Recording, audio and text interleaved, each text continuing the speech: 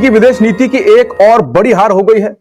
अब पाकिस्तान और सऊदी अरब ने ऐसा झटका दिया है जिससे मिडिल ईस्ट से साउथ एशिया तक हलचल मच गई है। दरअसल कल पाकिस्तान और सऊदी अरब ने साइन किया स्ट्रेटेजिक म्यूचुअल डिफेंस एग्रीमेंट। अगर एक पर हमला तो दोनों पर। न्यूक्लियर पाकिस्तान की ताकत अब सऊदी अरब की ढाल बनेगी। और भारत विदेश मंत्रालय ने कहा, हम पहले से जानते थे, अब स्टडी करेंगे इसका असर क्या होगा। लेकिन टीएमसी के साकेत गोखले बोले, ये मोदी की वर्ल्ड क्लास डिप्लोमेसी की हार है। ऑपरेशन सिंदूर के बाद भी पाक सऊदी का गठजोड़। उन्होंने कहा कि इसी बीच बीजेपी मोदी के पीआर स्टंट जैसे बुर्ज खलीफा पर मोदी का जन्मदिन फोटो मनाने में लगी हुई है। ऑपरेशन सिंदूर के बाद मोदी की डिप्लोमेसी की नतीजा क्या निकला, हासिल क्या हुआ, ये एक और हार है। उसका नतीजा हुआ 0। और पाकिस्तान और सऊदी अरब का ये समझौता कैसे बनेगा भारत के लिए थ्रेट, ये खतरा। तो चलिए आज इसी विदेश नीति और डिप्लोमेसी पर करेंगे बात। नमस्कार, मैं हूं अंकुर और आप देख रहे हैं सत्य हिंदी का धमाकेदार शो बेबाक मुकेश, जहां बेबाकी से सामने लाते हैं वो सच जिसे कोई छुपाना चाहता है। मुकेश जी, ये तो बड़ी बड़ी खबर है कि सऊदी अरब और पाकिस्तान एक पर हमला दूसरे पर हमला हो जाएगा। क्या कहेंगे सर पूरी खबर पर? पहले तो बिल्कुल आपने ठीक कहा अंकुर जी की मोदी सरकार इसको डाउन प्ले कर रही है, ऐसे जता रही कि जैसे कोई बड़ी बात ना हुई हो। लेकिन हकीकत ये है कि ये एक बड़ा झटका है भारतीय डिप्लोमेसी के लिए, भारतीय फॉरेन पॉलिसी के लिए।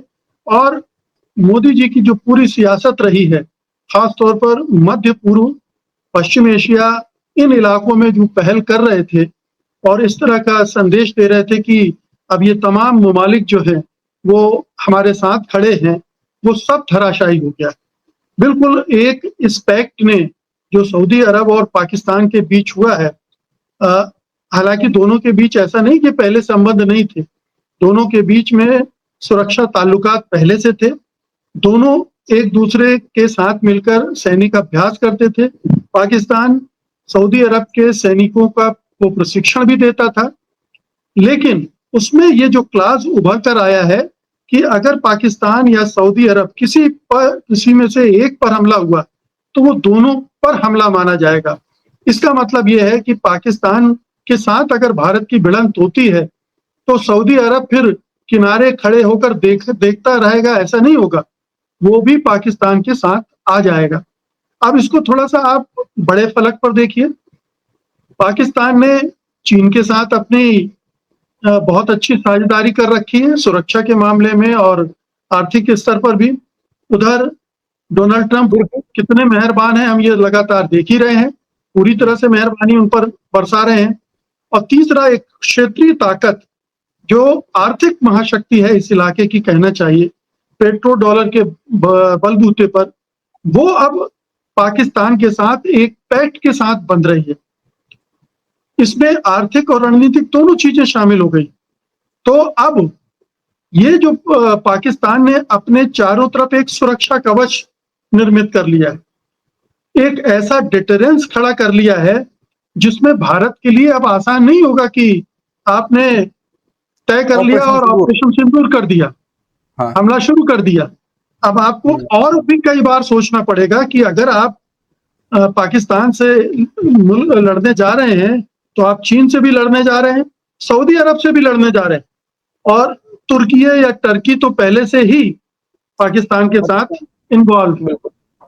तो इतना बड़ा एक सुरक्षा कवच अब पाकिस्तान के साथ है, और पाकिस्तान को जब ये सुरक्षा कवच मिल गया है तो उसके इरादे, उसके मंसूबे कितने बढ़ जाएंगे और किस किस तरह से वो भारत के लिए परेशानियां खड़ी कर सकता है, ये समझना मुश्किल काम नहीं है।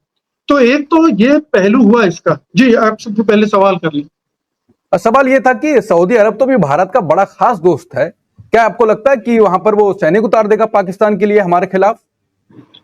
कुछ भी संभव है।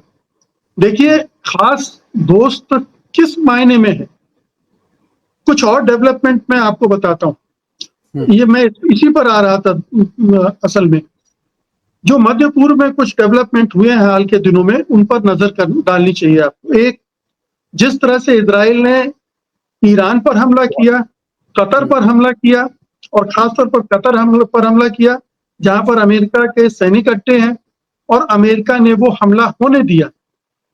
इसकी वजह से सऊदी अरब को ये लगा कि अगर इजराइल ने कभी सऊदी अरब पर हमला किया तो अमेरिका बचाने नहीं आएगा, जबकि सऊदी अरब में भी अमेरिकी अड्डे हैं।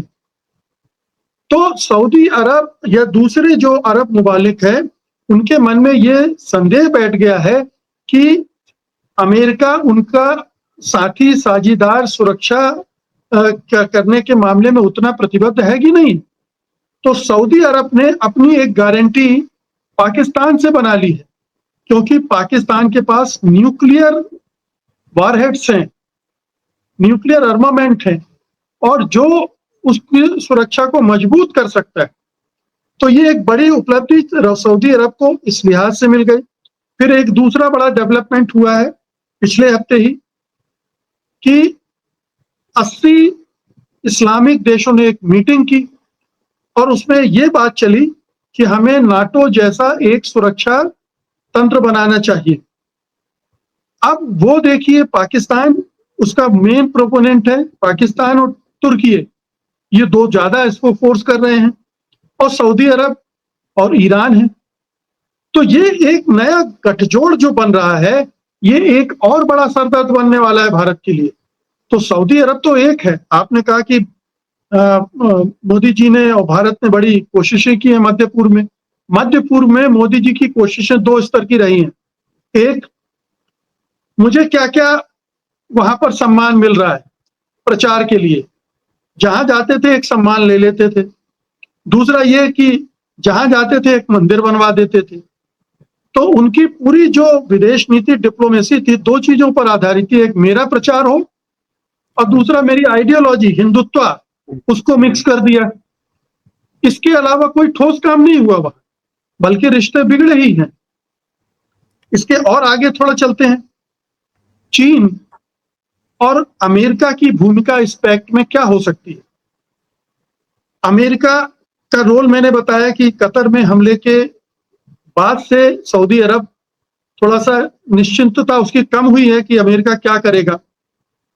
तो अमेरिका आश्वस्त कर रहा होगा इन दोनों को मिलाकर, पाकिस्तान को भी और सऊदी अरब को भी। और चूंकि वो अब्राहम अकॉर्ड के लिए सऊदी अरब पर दबाव डाल रहा था, तो इस तरह से सुरक्षा सुनिश्चित करके वो उस दिशा में भी उसको आगे ले जाएगा।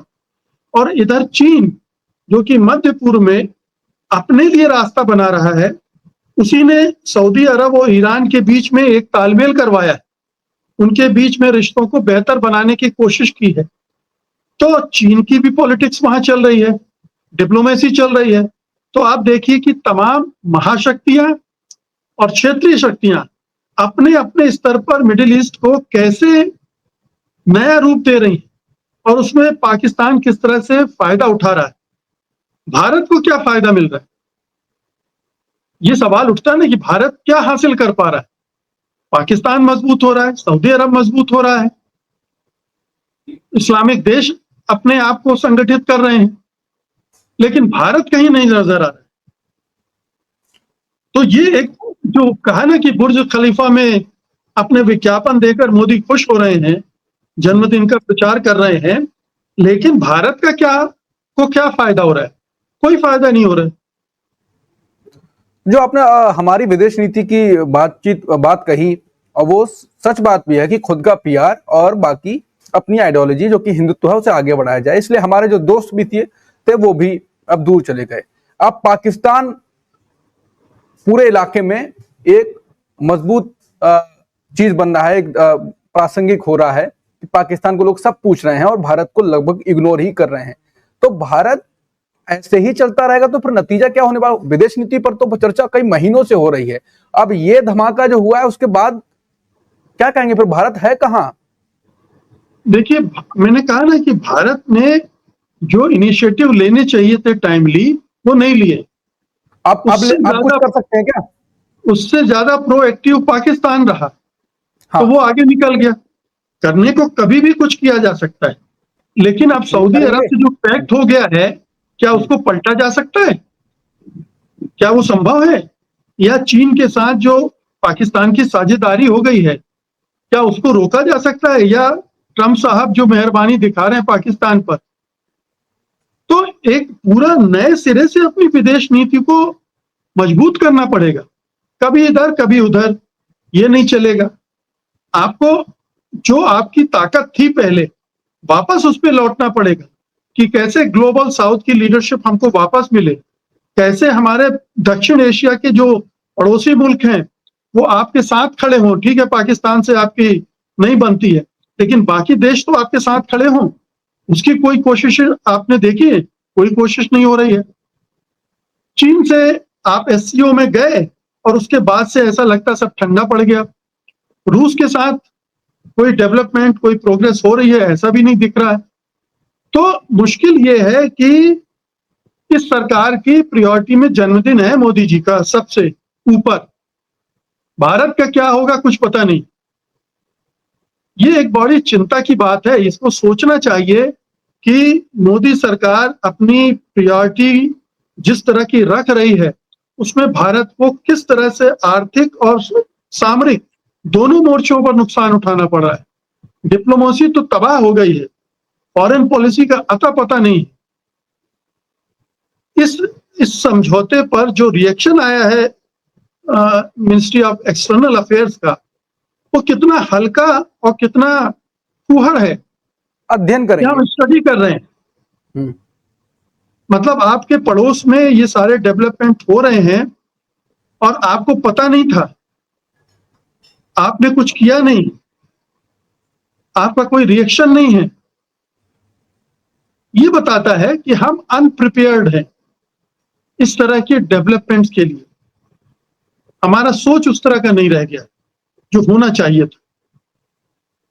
बिल्कुल, भारत की विदेश नीति पर यह बात तो मैं पहले भी कह चुका हूं, बॉलीवुड का गाना कि इधर चला मैं उधर चला। कभी चीन के पास जाते हैं, कभी अमेरिका के पास जाते हैं, उन्हें पता ही नहीं है कि कहां पर जाना है। ऐसी विदेश नीति चल रही है। और फिर पाकिस्तान एक नायक बन के उभर रहा है, ऐसा लग रहा है। नायक तो नहीं कहेंगे, लेकिन मजबूत कड़ी बन के एक बन रहा है साउथ एशिया में। तो भारत की विदेश नीति घरेलू राजनीति से जो प्रभावित हो रही है, उससे बहुत नुकसान हो रहा है।